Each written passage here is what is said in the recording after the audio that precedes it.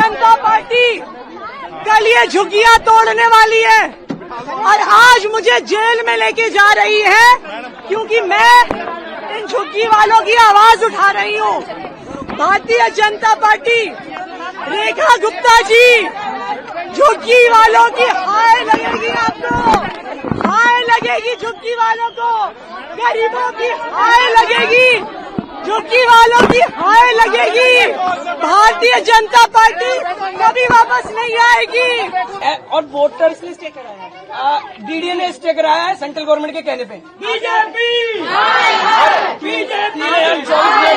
हाँ, देखिए, जो भारतीय जनता पार्टी कह रही है कि कोर्ट का आदेश है, कोर्ट से आदेश कौन लेकर आया है? कोर्ट से आदेश भाजपा की दिल्ली सरकार और भाजपा की डीडीए लेके आई है।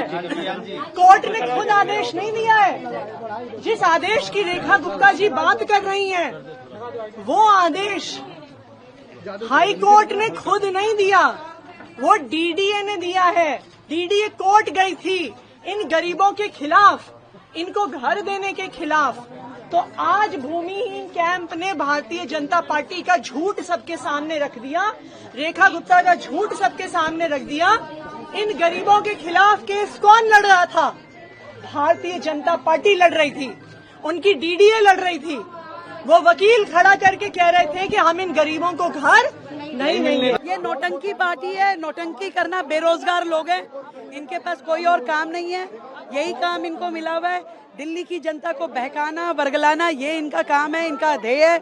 जबकि हम लोग पॉजिटिवली दिल्ली के लोगों का ध्यान रखना, एक समग्र विकास करना, कोर्ट के आदेश की मानना करना, दिल्ली को व्यवस्थित रूप से डेवलप करना, हमारा ये ध्येय है। हम ये नहीं कर सकते कि कोई बिल्कुल बीचों बीच सड़क करके बना ले और हम कहें कि यहाँ जाइए जी आप, क्योंकि आम आदमी पार्टी ऐसा सोचती है।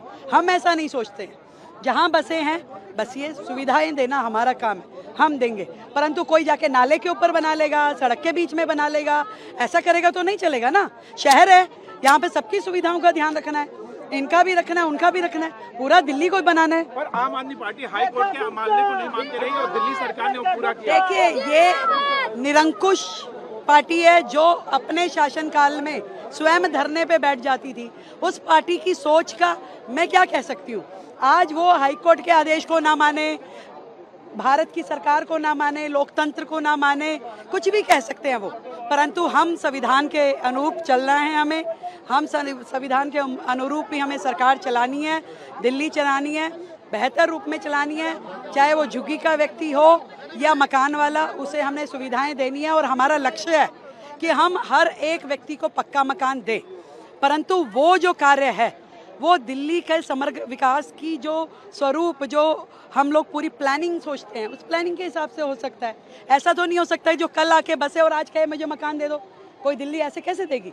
आखिर तो लोगों के टैक्स का पैसा है, टैक्स का पैसा सबको समान रूप में बांटना है। कहीं हमें बड़े नाले, रोड, फ्लाईओवर, कॉलेज, स्कूल बनाने पड़ेंगे, तो कहीं झुग्गी वालों के लिए मकान बनाने पड़ेंगे। तो सबके लिए देना ना। एक वर्ग दे रहा है और खर्चना सबके ऊपर है, तो उसकी व्यवस्थाएं निश्चित हैं, समय के अनुसार होगी। ये दिल्ली जो आज़ादी के इतने सालों बाद इतनी पिछड़ी हुई है, कोई 100 दिन में ठीक नहीं हो सकती है। इसको ठीक होने में भी वर्षों लगेंगे। परंतु ये जो सरकार है, इसकी नीयत और नीति दोनों स्पष्ट है। जनता के हित में काम कर रहे हैं, लगातार काम कर रहे हैं, फुल टाइम काम कर रहे हैं। हम उनके जैसे नहीं है कि राजनीति पद लिया दिल्ली का और राजनीति करी पूरे